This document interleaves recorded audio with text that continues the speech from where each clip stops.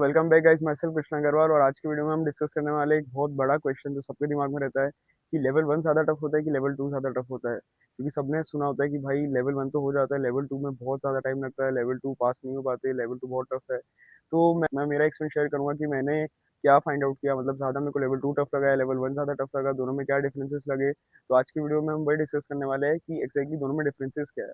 So and तक जरूर देखो। सो गाइस, सबसे पहले हम बात करेंगे कि किसका सिलेबस ज़्यादा बड़ा है, लेवल 1 का सिलेबस ज़्यादा बड़ा है, लेवल 2 का सिलेबस ज़्यादा बड़ा है, और कौन सा सिलेबस को ज़्यादा करने में टाइम लगता है, लेवल 1 को कि लेवल 2 को। तो गाइस, जैसा कि आपको पता है लेवल 1 और लेवल 2 में सब्जेक्ट सारे सेम ही है। बस लेवल 2 में क्या किया गया है, जो भी हम लेवल 1 में पढ़ते हैं उसको ज़्यादा इन डेप्थ पढ़ाया गया है। लेवल 1 में सिर्फ अपने को एक इंट्रोडक्टरी चीज़ें पढ़ाई गई है, लाइक इतना इन डेप्थ में नहीं पढ़ाया गया है। बट लेवल 2 में हर एक टॉपिक को इन डेप्थ पढ़ाया गया है, एकदम डिग अपॉन किया गया है हर एक टॉपिक में। तो उस ये सब रीजंस के कारण L2 का जो सिलेबस है थोड़ा सा बड़ा हो जाता है L1 के सिलेबस से कंपेयर करें तो, बट डुएबल होता है।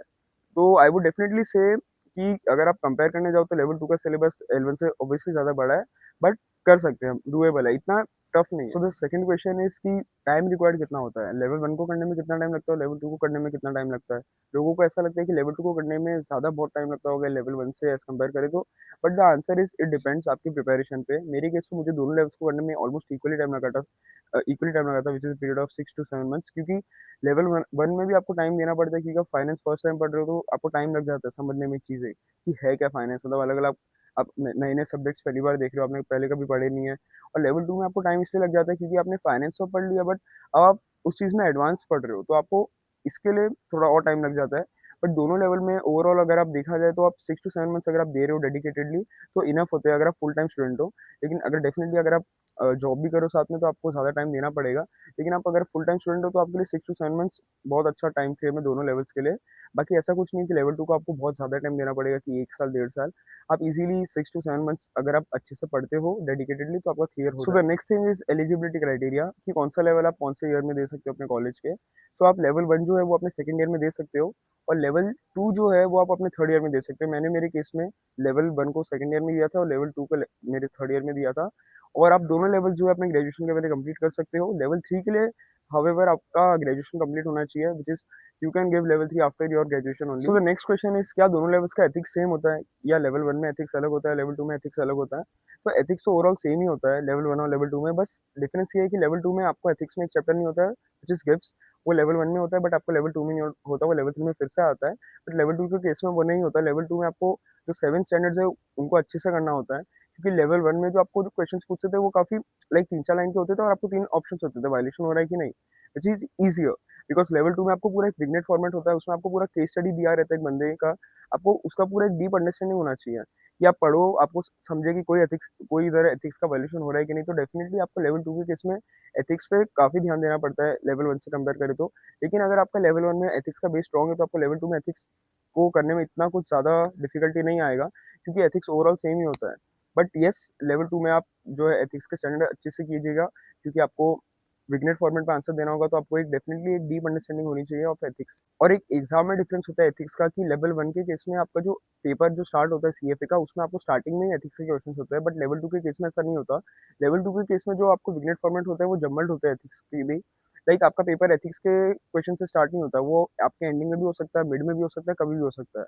तो ये एक डिफरेंस होता है लेवल 1 और लेवल 2 के एथिक्स के क्वेश्चन पूछने के तरीके में, बस। So guys, the next thing is what's new in level 2। हमें लेवल 2 में क्या ऐसा नया सीखने मिलेगा जो हमने लेवल 2 में नहीं सीखा है। लेवल 2 में ऐसी क्या क्या नई नई चीज़ सीखने मिलती है। सो गाइस, बेसिकली जो भी आपने लेवल 1 में पढ़ा हुआ है वो सब का एडवांस वर्जन लेवल 2 में, जैसे आप डीडीएम पढ़ते हो L1 में, एफसीएफ पढ़ते हो, तो ये सब जो आप पढ़ते हो ये सब के बारे में एक पर्टिकुलर स्पेसिफिक चैप्टर्स बने हुए L2 में। तो इतना डिग अपॉन किया गया, इतना इन डेप्थ आपको पढ़ाया गया है। और लेवल 2 में आपको वैल्यूएशंस पे बहुत ध्यान दिया गया है, specially in derivatives and fix income. तो आप जो भी L1 में पढ़ते हो उसको अच्छे से पढ़िएगा, क्योंकि L2 में वही है, बस उसको एक एडवांस वर्जन पे पढ़ाया गया है। तो जैसे ऑप्शंस के केस में हो गया, चाहे प्रीमियम निकालने के हो गया, सबका एक एडवांस वर्जन है L2। तो गाइस डेफिनेटली L2 में आपको काफ़ी ज़्यादा मजा आएगा और काफ़ी सारी नई नई चीज़ सीखने मिलेगी। सो अब गाइस फाइनली आते हैं हमारे मेन टॉपिक पे, मेन क्वेश्चन पे, कि कौन सा लेवल ज़्यादा टफ होता है, L1 ज़्यादा टफ होता है कि L2 ज़्यादा टफ होता है। तो गाइस आपने सुना होगा कि L2 बहुत ज़्यादा टफ होता है, L1 तो एक बार के लिए ईजी होता है, L1 हो जाता है, L2 नहीं हो पाता। बट मेरा ऐसा एक्सपीरियंस रहा है, मेरा और मेरे फ्रेंड दोनों का ऐसा एक्सपीरियंस रहा है कि हम दोनों को L2 ईजियर लगा L1 से कंपेयर करें तो। बट डेफिनेटली पास जो क्वेश्चंस पूछे जाते हैं L2 में वो टफ होते हैं L1 से। L1 में बहुत स्ट्रेट फॉरवर्ड क्वेश्चंस होते हैं, L2 में ऐसा नहीं होता, आपको बहुत सोच के क्वेश्चंस का आंसर देना पड़ता है, क्योंकि विग्नेट फॉर्मेट में होते हैं और काफ़ी लेंथी क्वेश्चंस होते हैं। तो मैं L2 को ईजी इसलिए बोल रहा हूँ क्योंकि L1 जो होता है वो L1 में हम फाइनेंस के बारे में पहली बार पढ़ते हैं, इतने सारे नए नए सब्जेक्ट्स होते हैं वो पहली बार देखने को मिलते हैं, जानने को मिलते हैं। तो मुझे L1 इसलिए ज़्यादा टफ लगा था। मुझे L1 में समझ ही नहीं आता था, ना कैलसी यूज़ करना आता था, ना मुझे फाइनेंस के बेसिक वर्ड्स पता थे, तो मुझे L1 करने में ज़्यादा टफ लगा था। बट L2 मेरा बेस अच्छा था तो मेरा L2 जल्दी हो गया, क्योंकि फाइनेंस तो फाइनेंस ही था, बस L2 में ज़्यादा एडवांस लेवल पे था, जो चीज़ें मैंने पहले ऑलरेडी पढ़ी हुई थी। बट L1 के केस में तो मैंने फाइनेंस कभी पढ़ा ही नहीं था, इसलिए मुझे L1 ज़्यादा टफ लगता था। बट डेफिनेटली जब क्वेश्चंस सॉल्व करने की बारी आती है उस केस में मैं L1 को ईजियर बोलूँगा। बट पोर्शन खत्म करने के केस में मैं बोलूँगा कि L2 ज़्यादा इजी है। आपका L2 का सिलेबस थोड़ा जल्दी खत्म हो जाएगा L1 से कंपेयर करें तो। ये तभी होगा अगर आपका L1 का बेस स्ट्रॉन्ग है। अगर आपका बेस स्ट्रॉन्ग नहीं है ना, तो ट्रस्ट में गाइस L2 में आपको डिफिकल्टीज फेस करना पड़ेगा। फिर आप भी ऐसे बोलोगे कि L2 बहुत टफ होता है, L1 से तो काफ़ी ज़्यादा टफ होता है। L2 का पेपर डेफिनेटली टफ होता है, बट L2 की जो पढ़ाई है वो L1 से ज़्यादा ईजी होती है, प्रोवाइडेड आपने L1 काफ़ी अच्छे से पढ़ा हुआ है, आपका बेसिक स्ट्रॉन्ग है और आप L2 में भी उतनी डेडिकेटेडली होकर पढ़ रहे हो जितना आप L1 में पढ़ते थे।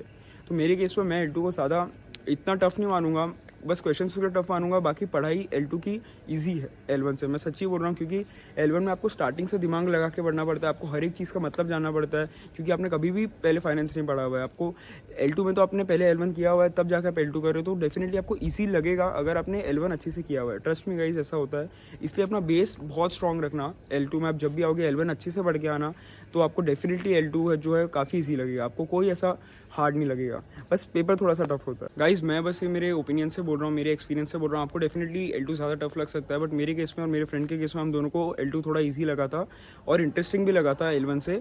बस जो क्वेश्चंस थे वो डेफिनेटली L2 के ज़्यादा टफ थे, बट सिलेबस ओवरऑल L2 का हमें ईजी लगा था L1 के बेस के कारण। तो गाइस नेक्स्ट क्वेश्चन की तरफ आते हैं कि कौन सी क्लासेस हमें लेनी चाहिए और मैंने कौन सी क्लासेस ली थी। तो गाइस मार्केट में बहुत सारी क्लासेस है, उसके बारे में मैं कभी अलग से वीडियो बनाऊंगा। उससे पहले मैं बोल दूँ कि ये कोई स्पॉन्सरशिप नहीं है या कोई मैं पेड प्रमोशन नहीं कर रहा हूँ। मैंने मेरे सर की क्लासेस ली थी, अनुराग अग्रवाल सर की, जो कि मुझे काफ़ी अच्छी लगी थी। लाइक क्लासेस L1 में तो मैंने सिर्फ कॉन्ट्स के लिए ली थी, L2 में मैंने सारे सब्जेक्ट्स के लिए ली थी और L3 में भी मैंने सारे सब्जेक्ट्स के लिए है। मैं उनके चैनल की लिंक भी मेरे डिस्क्रिप्शन में और या कमेंट में डाल दूंगा, तो आप डेफिनेटली उनके फ्री लेक्चर्स एक बार जाके देख सकते हो। और अगर आपको कभी कुछ डाउट या क्वेरी हो तो आप उनको कॉल भी कर सकते हो, उनका नंबर भी इजीली उनके यूट्यूब चैनल पर आपको मिल जाएगा।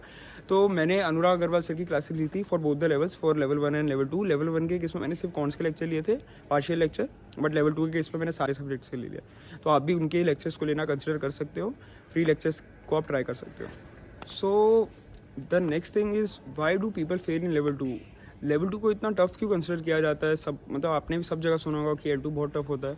तो गाइस इसके पीछे बस एक ही रीज़न है, इसका सिलेबस या इसकी लेंथीनेस को रीज़न नहीं मैं कंसिडर करता। मैं कंसिडर करता हूँ जो क्वेश्चंस पूछ रहे थे वो होते हैं ना L2 में, वो थोड़े टफ होते हैं। लाइक वो काफ़ी लेंदी होते हैं और काफ़ी ट्रिकी होते हैं। L1 में आपको कैसे क्वेश्चन आते हैं, 3-4 लाइन का क्वेश्चन है और आपको आंसर सिलेक्ट करना है। लाइक आपको बेसिक्स भी अगर थोड़ा याद आ रहा होगा तो आप आंसर करेक्टली सिलेक्ट कर लोगे, क्योंकि आपको इतना उसमें दिमाग नहीं लगाना, इतना घुमा के क्वेश्चन नहीं पूछते लेवल 1 में। बट L2 के केस में आपको क्वेश्चन काफ़ी घुमा के पूछ रहे होते हैं। नो डाउट थोड़े बहुत क्वेश्चन आपको स्ट्रेट फॉरवर्ड भी पूछे रहते हैं, बट मोस्टली और मतलब ये रेयर केसेस में होता है जो आपको स्ट्रेट फॉरवर्ड क्वेश्चंस होते हैं पेपर में। बाकी आपको सारे क्वेश्चंस घुमा के पूछे जाते हैं और आपको काफ़ी एक डीप अंडरस्टैंडिंग होनी चाहिए, तभी आप L2 के क्वेश्चंस आंसर कर पाओगे। अगर आप ऊपर से पढ़ के गए L1 के केस में एक बार के लिए आपका वो चल भी जाएगा, L2 के केस में वो नहीं चलने वाला गाइस, ट्रस्ट में गाइस नहीं चलेगा। L2 के केस में आपको क्वेश्चन होते हैं, बड़े होते हैं, ट्रिकी होते हैं और जिसमें आपका दिमाग अप्लाई हो वो होते हैं। आप रट के चलेगा कुछ फ़ायदा नहीं है। आपको जब तक कॉन्सेप्ट की 100% कॉन्सेप्चुअल क्लैरिटी नहीं होगी, आपका क्लियर नहीं होगा। ये मेरा ऐसा एक्सपीरियंस रहा है। तो डेफिनेटली गाइस L2 के केस में अगर आपको क्लियर करना है तो आपको बहुत ज़्यादा प्रैक्टिस करनी पड़ेगी। अगर आप L1 में इतनी प्रैक्टिस करते थे तो L2 में आपको इतनी करनी पड़ेगी, क्योंकि L2 में जो क्वेश्चंस आते हैं मैंने आपको बताया बहुत ट्रिकी होते हैं। तो उसको क्लियर करने का एक ही तरीका है कि आप इतने सारे क्वेश्चंस सॉल्व करते जाओ कि आपका एक ग्रिप बन जाए, आपको एक अंडरस्टैंडिंग हो जाए कि कैसे टाइप के क्वेश्चंस पूछे जा रहे हैं, कैसे ये ट्रिक्स है, अपन को ट्रिक नहीं होना है। तो बस वही है। और गाइस हमेशा याद रखना, आप क्वेश्चन सॉल्व करोगे ना तो उसमें इंस्टीट्यूट के क्वेश्चंस को हमेशा टॉप प्रायोरिटी देना और सेकंड आप प्रायोरिटी देना श्वेजर के क्वेश्चंस को। श्वेजर की मॉक्स आती है, अगर आपके पास नहीं है तो मैं आपको शेयर कर दूंगा। बट आलतू फालतू कोई भी सोर्सेज के क्वेश्चन मत सॉल्व करना। हमेशा फर्स्ट ऑर्डर हमेशा CF इंस्टीट्यूट का रखना, सेकंड अपनी क्लासेस का रखना, या तो श्वेजर के मॉक्स का रखना। अगर आप इतना भी करते हो तो आपके पास अबंडेंट क्वेश्चन हो जाएंगे सॉल्व करने के लिए, which is enough for your exam, for you to clear them.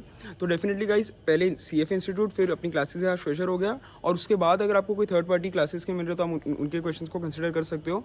But questions के फॉर्मेट ये रखना और जितना हो सके आप उतना L2 में सॉल्व करना। और L1 में भी मैं उतना ही फोर्स करूंगा कि क्वेश्चन जितना आपको मिले आप सॉल्व करना, स्पेशली लास्ट के मंथ्स में। सो फाइनली गाइस अब मैं मेरा पर्सनल ओपिनियन बताता हूँ ये दोनों लेवल्स को लेकर, चाहे लेवल 1 हो या लेवल 2 हो।